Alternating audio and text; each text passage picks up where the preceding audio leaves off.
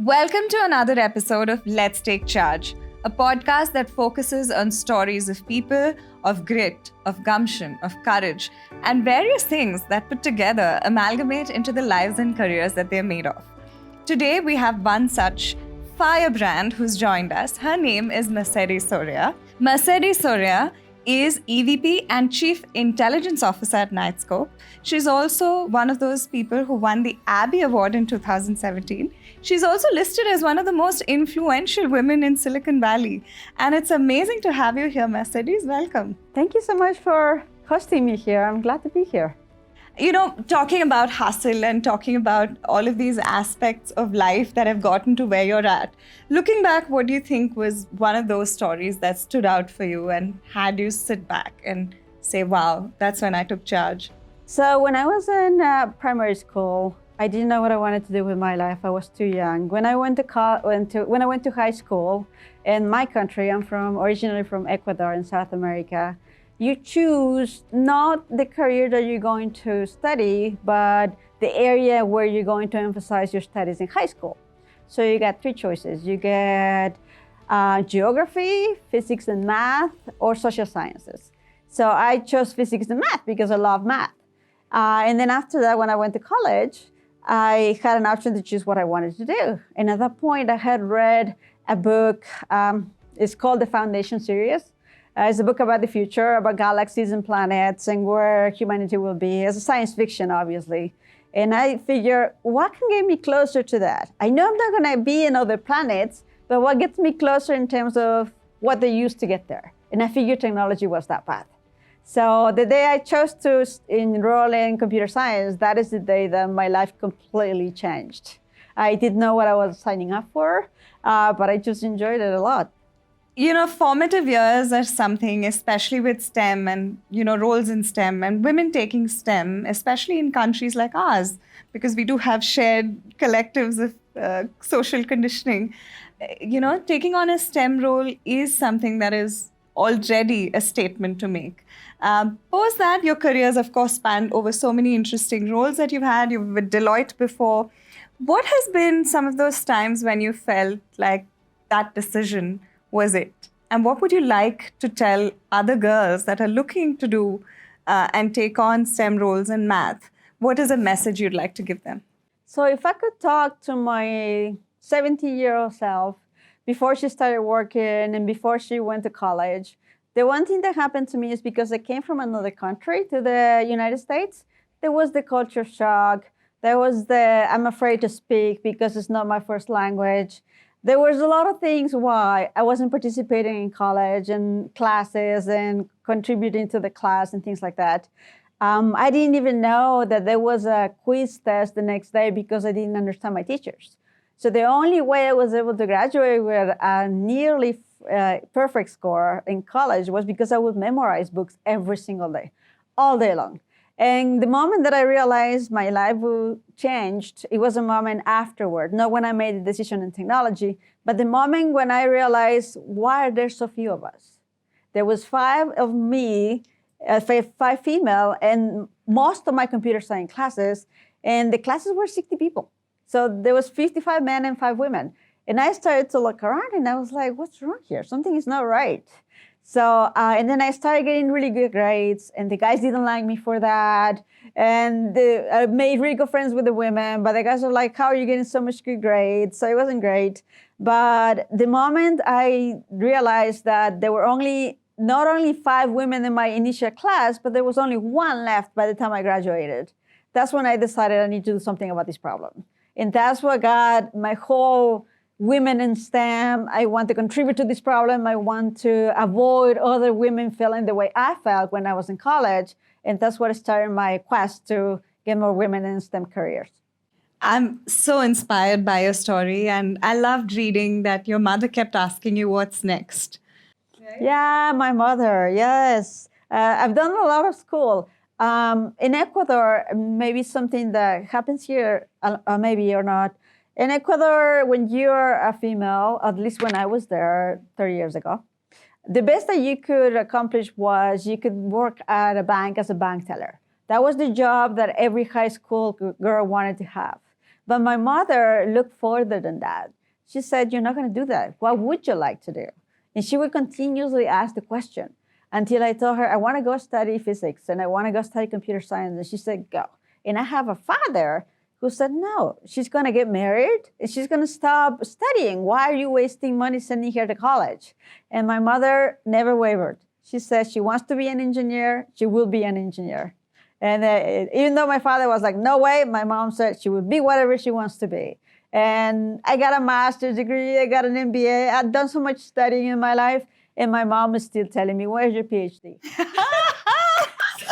So I'm like, oh, PhD, that's like a 7-year commitment. But she keeps asking. She keeps asking. So and she's a PhD. So she's like, why are you not a PhD? So I think that's where I got my what's next? What are you doing now after you finish this thing that you just did? I got it from her. I think that's so important to have women in our lives who we actually have pushing us, mentoring us, moving us. And I love how you're doing that for so many other women after you and around you. It's inspiring to hear. Tell us some of those stories of these women who you've impacted and what they share with you. So the first time I started mentoring someone was in my first year of work. I was a web developer at that point. I was doing the company's website. But there was this woman who worked in customer service. And she was asked to be promoted. She was asked to create reports. And she didn't know how to use Excel back in that time. And I was like, you don't know how to use Excel? Your job would be so much easier if you knew it. So I started teaching her Excel. And not only did she get better at her job, but she got promoted. And that's when I realized, oh, I can make an impact in somebody's life. I can help somebody get to where they want to get to, just like my mom helped me get to where I wanted to get. And that's what got the whole thing started. So when I moved to Deloitte, I mentored dozens of women. Deloitte is a big company, so there's 200,000 people as part of that company. But in the US, I created the Women's Network. I created the Hispanic Network. I mentored about dozens of women. And then when I started my job in Silicon Valley, the same story in college started. I was like, where are the women? Why are they not here? It wasn't just that it was a startup. It was that it was a technical startup, a robotics startup. So there weren't any. And something that I do up until this day and that I have sworn to always dedicate some time to is mentoring women. It doesn't matter if somebody who's 12 years old to somebody who already has a career, somebody who wants to just get better. In my LinkedIn profile, I literally have a one-on-one with me. And if it's a mentoring session, I give you 30 minutes for free, as long as it's mentoring. So I dedicate 2 hours every single week to mentoring women. I will never stop. So I believe that's the most valuable asset that somebody has is their time. So I'm giving that to women so they don't have to go through what I went through. Wow, that's so inspiring. And that's also speaks to the fact that this myth about the fact that women don't hold up or don't fix each other's crowns is also baseless. Yeah, it is baseless, yeah. Because, the more people that we meet and we interact with, we realize the power of sisterhood, of women holding each other up and being each other's, strong points and really coming together as a force to change the way the world has continued to work. It's surprising how it takes so long for us to see change in a form that we'd like to see. So yeah, and the reason why we don't see change is because there's no more of us. And that's the work that I'm trying to do, that there will be more of us. Because if every woman that I know would dedicate an hour, just 30 minutes, to mentor another woman every week, how much change can we all get to in that time? There's an organization called Pick My Brain. It's an organization in Canada. And they have a website where you can put your profile and people can book you. So I put my profile there, they asked me to come in, and I only put mentoring sessions for free. And they keep saying, well, yeah, but you could charge, you can make money because they make money when you make money. And I was like, no, that's not why I'm here. I'm here to mentor women. And the CEO of the organization she's a visionary in my opinion, because she has a goal that if 1 million women around the world will mentor another 1 million women on their careers, we can grow a lot faster. Women can make more impact on what they're making today. And she, like you, she believes so much in women mentoring women, and I think that's the way to go. So Brenda Darden-Wilkerson talks about meritocracy. She's our CEO, and she says it's a mirror. If you don't see yourself or versions of yourself there, you'll probably remove yourself from the equation because you don't see it. Representation is so important. So thank you for holding up the sky for all of those people, even back in Ecuador, who are probably looking to do and grow their lives and their careers. And I'm sure that just your story is so powerful and impactful for people to take inspiration from. Thank you. If I can help one more person have the idea that they could be something else, something more, or get to higher places, I mean, if I can help one person, I'm happy. Yeah. I think each one makes one is also great, but the fact that you're doing this week on week, you're getting one every week. So that sometimes is I get 2 or 3. I have 2 hours blocked in my calendar, and sometimes I get one person, sometimes I get 4 of them. So it just depends on the week. Okay, that's really cool. Now coming to the organization that you're with now and which you founded, tell us a little bit about the entrepreneurial journey and the switch and what that was like. So I came from Deloitte & Touche, 200,000 employees, a massive organization with all of the resources that you can think of, all of the groups to help you out, all of the mentors, supposedly. I'll tell you one story. There's a mentorship program at Deloitte. So what you do is you fill out a questionnaire, and they try to match you with the best person to mentor you based on what you're trying to achieve with your life. So after I had created several groups at Deloitte, the Women's Network, and I was on the board of diversity and inclusion and things like that. So they matched me with the Y male. And I was like, great, that's awesome. So I get to the meeting and he says, so how can I help you? And I said, well, I'm doing several things and I would like to see what else do you think I should be doing to get to the point I want to get to. And he said, tell me, what are you doing? So I told him about everything I was involved in, all of the organizations I was working with. And he said these words, literally, there's nothing else you can do that I can tell you. There's nothing I can contribute to your path. You're doing everything you should be doing. And that was the last time I had an actual mentor because I got so discouraged by that. I figured that if somebody at Deloitte at a director level could tell me that they can do nothing for me, I got so discouraged about that. The good news is that I met my CEO of the current company that I'm working with, our startup in Silicon Valley, and he told me completely the opposite. He said, where do you want to get? What impact do you want to have in the world? Because my impact was, I just want to help women and I want to help people in the university. And he said, no, you need to help the whole world. Why are you selling yourself so short? And he put that thought in my head. And that's one of the reasons why I started working with the State Department, because there's a program called Tech Women. And what we do is we bring women from Asia, from Africa, from the Middle East to the United States, and people at C-level executives like myself will coach them for about 8 weeks. And they come with an idea of a problem that they have locally in their countries, and we help them solve it with technology. We teach them how to write a business plan, how to pitch the idea, what are the blindside spots that they might have, why will it work, why it will not work. So we do that, and that's been very fulfilling for me. I work with countries like Lebanon, Morocco, Tunisia, different countries.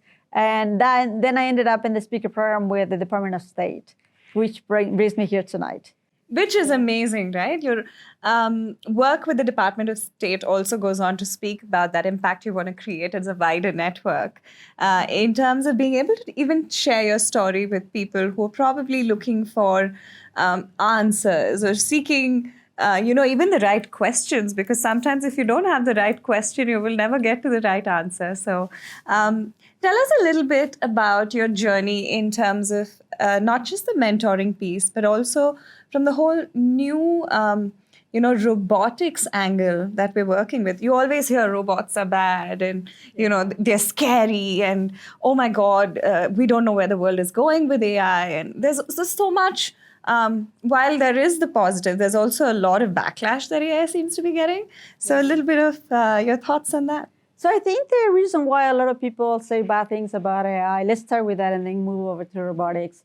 It's because the negativity is, as human beings, we look at the negativity because it's what we're afraid of. And the number one sense in humans is fear. That's the number one thing, that if you want to sell something, you have to cause fear. You would tell them, this is the bad stuff, you don't want that, so buy my product. It's a marketing tactic, right? Yeah. So everybody starts saying that AI is going to kill jobs, AI is going to do this, that, and the other. But the way to look at that is AI will do the things that AI does best, like a lot of computation, a lot of processing of documents. And humans will do what they do best, which is a lot of intuition and creativity. And those things together is what's going to help us get to a future in which we're all happier because of it. There's a lot of people talking about dystopian futures, about how robots are going to end the human race. I don't think that's going to happen, and I'll tell you why, because just about everything you see online, have you seen the Boston Dynamics robot, the little dog? Oh, yeah. Did you know that all those videos are actually somebody joysticking that dog, that it actually doesn't do those things? It never jumps around, it never does the twirls. It's somebody joysticking it. So what you see in videos, what you see in commercials, is very far from where we actually are. Right. So once you get to figure out that the needs of your customer is going to be solved with a robot, you start there, opposed to what they did, which is they started with a solution and they're still trying to find a problem. So if once humans realize that we have a problem and this robot can solve it, that's when they start changing their point of view. And that's what we're trying to do with my current company. That's so powerful and poignant. And you just took the company public. Yeah, we went public a couple of years ago. Yeah, it was fun. I hadn't taken a company public, so there was a lot of learning, a lot of paperwork, and a lot of attorneys. So I was excited. I mean, I can imagine you are the kind of person who'd probably get into any experience and come out of it feeling really positive about what you learned. I would imagine that's the kind of person you are. Yeah, I'm always about learning. I mean, it's not just books and technology and things like that. I'm just a learning machine. I love to feed my brain something. I read anywhere between 50 to 100 books a year. So I read a lot. And those books are typically nonfiction books. I read very little fiction. But I read anything about management, technology, entrepreneurship, because now I have the entrepreneurship bug, because now I have a successful company. So as soon as we reach our goal, which is making America the safest country in the world, we're going for other countries and trying to make the world the safest place in the world. So that's the whole goal that we have with Knightscope. You just answered my question, which was going to be what next, and you just gave us the answer to that. Yeah, and then if the world is a safer place, we're going to the moon. There's more places. You said you read 250 books approximately a year. Why don't you share some of the book recommendations? Which ones have inspired you in the last year? So I have a wide reach. So there's this book, if you really feel like you need direction in your life, if you feel like your job is not fulfilling to you, that you should be doing something different, there's a book called Insane Mode. It's the story of Elon Musk. I've read several biographies of Elon Musk, and nothing compares to this book. If you ever need inspiration to work 90 hours a week, that's the book for you. There's also another book that left an impact, and it's good for people who are doubting AI and doubting the benefits that it can provide. The name of the book is called Superintelligence. Can't remember the writer, but there's two of those books. One of them talks about a dystopian future in which humans disappear, and the other one talks about what is the positive change that will happen in society if we actually use robotics and artificial intelligence. So that's a good book. And then if you are looking for more serenity, my job is pretty stressful because there's a lot of, and my company works in security, physical security. And every time somebody tries to rob a mall or you have a sexual offender that we just try to catch, we always have to be working on those things. So it's kind of stressful. But there's this book I found, which is The Power of Happiness, not The Art of Happiness. It's written by a guy who followed the Dalai Lama for a year and a half. And it has all of the teachings all the conversations that they had together. And it's the book that tells you about suffering is not something that you should try to escape. Suffering is part of the human environment, the human experience. So embrace it, and that's how you're going to have a life that is a lot more peaceful than what you will have if you were fighting it all day long. So I read different things. Anything I can get my hands on, I read. I mean, all of them sound really exciting and interesting, and I'm sure the audience is going to do too. Coming to, when we project the lives that we've led mostly, our successes get written about a lot, but failures don't get as much attention. And unfortunately, it's what will come to you way more often than success. So can you share a little bit about the challenges that you've had in your journey and, the fact that you can still do all of this? And you spoke about that a little bit when you spoke about the Book of Happiness, that, accessing that sort of failure and to take that and make that into your strength from the Dalai Lama teachings. So if you can tell us a little bit about that part of your journey. Yes. So I like to be involved in things that are strategic. I'm not just a technical person. I also do a lot of strategy. And there was a time in the life of Knightscope where, startups are hard, and about 98% of all startups in Silicon Valley fail. So we did great. We raised the Series A, we raised the Series B, we were doing great. And we just couldn't raise the Series C. We just couldn't. We tried to go to all the VCs, nobody was buying, we didn't have enough sales. We spent about 6 months in which every pay period, we didn't know if we were gonna make it. So we didn't know, can we make payroll this week? Not sure. We need to go raise more money. Can we make payroll this week? And every 2 weeks you had the same question as a leadership group, can we make payroll? And that was tough because when you are responsible for 200 people in their lives and those people have to pay for their spouse, their kids, their school, their mortgages, that is a lot of weight on your shoulders. And it kind of eats you alive not knowing if you're going to be able to do it for them. Because in the end, the way that I view leadership is I'm a servant of them. It's my job to take care of them. I'm not the type of leader that says, you work for me, go do that. It's more like, what can I do for you to help you do your job better? And just that responsibility that you have to feed all those people, it weighs heavy. I think I aged maybe 10 years in the course of 6 months.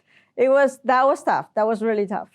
Yeah, I feel you and I hear you. And I've been through that phase, so I know exactly what that feels like in terms of just the sheer strain of that responsibility that you have to shoulder is a big mountain. But moving from there to, you've had so many stellar achievements. You're on the list of Forbes, you're doing this amazing work with the government. Tell us a little bit about some of those achievements that are not written about, but that you're really proud of. So when I was in Ecuador and I got a scholarship to come to study in the US, I didn't come to Harvard. I didn't go to MIT. I went to a very little-known university called Middle Tennessee State University. And I didn't know anything about Silicon Valley. I didn't know that Harvard was a good school. In Ecuador, you don't talk about those things, right? So there was a newspaper in Tennessee called The Tennessean. And one day I was reading it because I love to read. So they had, hey, submit your application for the top 40 under 40. I think I was 33 at that time. And I'm like, have I done enough to be a top 40 in this state? Maybe. You can't lose anything by applying. So I applied. And then I was very surprised that they picked me. And that was tough because I had never applied to an award in the United States. I didn't know if I was writing something that was going to resonate with the newspaper and what they were looking for. And then there was a photo shoot, and I was like, I don't think I've done a photo shoot, so how do I pose? What do I do? That was possibly the toughest award that I won, and it was the first one I won, and I think it's the one that started it all. Sometimes it's that, right? You open up the abundance, and then it just flows in. Yeah.